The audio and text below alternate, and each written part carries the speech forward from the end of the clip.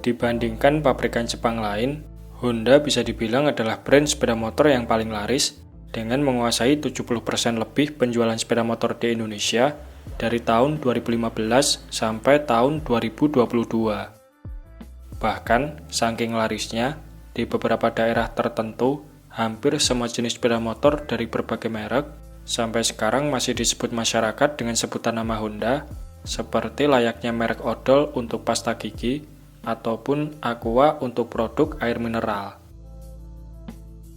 Pertanyaannya sekarang adalah, kenapa banyak konsumen di Indonesia lebih memilih motor Honda, dan apakah motor bikinan Honda punya kelebihan tertentu yang tak dimiliki oleh motor lain? Nah, berikut ini adalah beberapa faktor yang mempengaruhi kenapa motor Honda laris manis di pasaran dan cenderung lebih diminati oleh konsumen di Indonesia.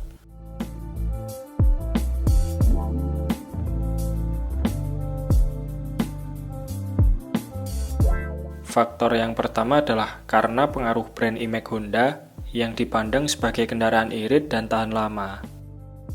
Sejak mengaspal di Indonesia, Honda dikenal dengan produk motor buatan mereka yang menggunakan jenis mesin 4 tak.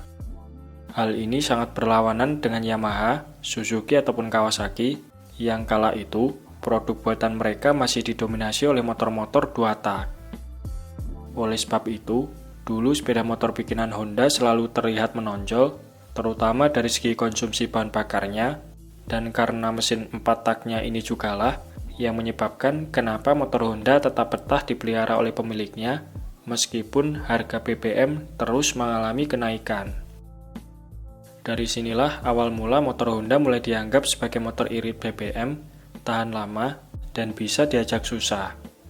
Untuk kemudian, anggapan ini mengakar, dan bahkan masih dipercaya oleh sebagian orang sampai sekarang, sehingga alasan inilah yang mendorong konsumen untuk lebih memilih Honda ketimbang sepeda motor dari pabrikan lain.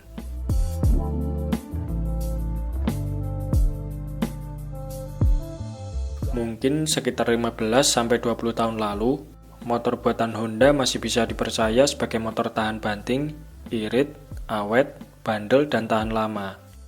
Namun, image motor Honda yang sudah mengakar sejak lama tersebut, sepertinya untuk saat ini kurang begitu relevan, karena ya seiring berkembangnya teknologi, motor-motor dari brand lain sebenarnya ada juga yang fiturnya nggak kalah canggih, kualitasnya lebih bagus, serta konsumsi BBM-nya nggak kalah irit dari motor buatan Honda.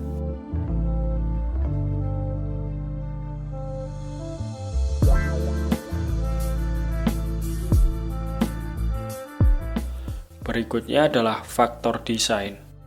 Walaupun kemungkinan besar ini bisa menjadi opini yang subjektif, namun perlu diakui motor-motor keluaran Honda khususnya segmen Matic entry level yang berkontribusi sebagai penyumbang terbesar penjualan Honda bisa dibilang mempunyai tampilan desain yang cukup menarik sekaligus lebih bisa diterima di pasaran. Honda lebih disukai karena desainnya cenderung lebih universal atau cocok digunakan oleh wanita, pria, anak muda, ataupun orang tua sekalipun. Selain itu, dari segi kenyamanan berkendara, motor Matic Honda misalnya seperti varian Honda Beat, terbilang lebih nyaman ketimbang rivalnya seperti Mio M3, berkat ukuran ban yang lebih besar, suspensi lebih empuk, serta akselerasinya yang lebih responsif di putaran RPM bawah. Ya, meskipun unggul di beberapa sisi, Matic Honda juga tetap punya minus tersendiri, terutama pada bagian busa jok yang keras, CVT gredeg, serta kualitas bodinya yang kurang bagus.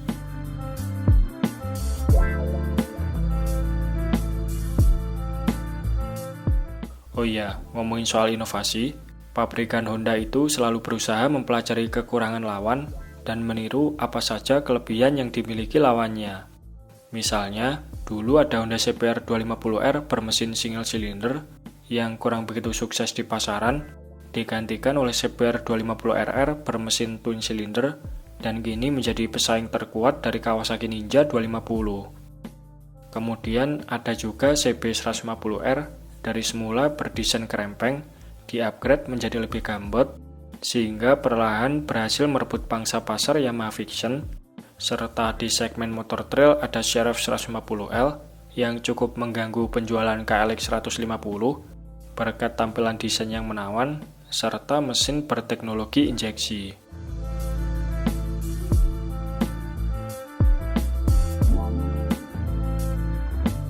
Biasanya, pabrikan Honda akan memberikan counter yang gak setengah-setengah apabila motor mereka kalah saing di pasaran, terutama untuk motor yang bermain di segmen pasar yang cukup laris.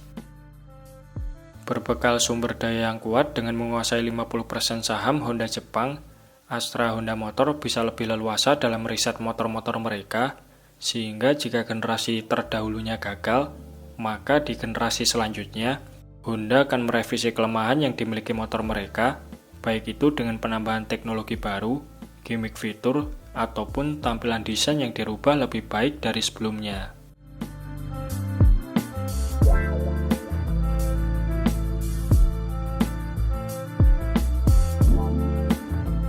Berikutnya adalah cara pembelian yang dipermudah, sekaligus harga jual kembali yang masih tinggi. Sudah bukan rahasia lagi, strategi pemasaran dengan sistem pembayaran kredit adalah opsi pilihan yang ditawarkan oleh banyak dealer sepeda motor di Indonesia, termasuk salah satunya adalah Honda. Cara semacam ini mungkin akan cukup membantu bagi mereka yang menginginkan motor baru, namun mempunyai anggaran pas-pasan. Bayangkan saja, dengan uang muka mulai dari 400.000, 200.000, bahkan 100.000 sekalipun, konsumen bisa membawa pulang unit motor baru dengan berbagai syarat yang dipermudah, sekaligus unit motor yang akan segera diantar ke rumah.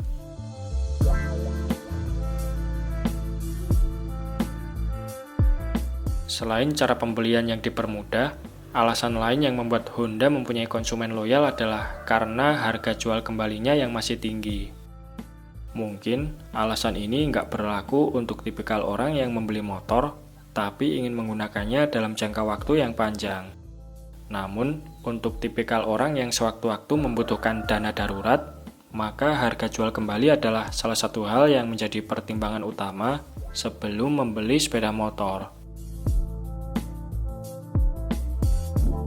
Sebenarnya, tiap brand sepeda motor mempunyai kelebihan masing-masing, dan nggak semua motor Honda selalu lebih unggul dari kompetitornya.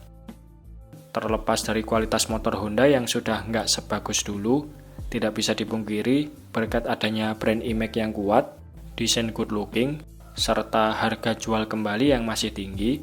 Faktor inilah yang menjadi alasan utama kenapa motor-motor buatan Honda lebih diminati oleh konsumen di Indonesia.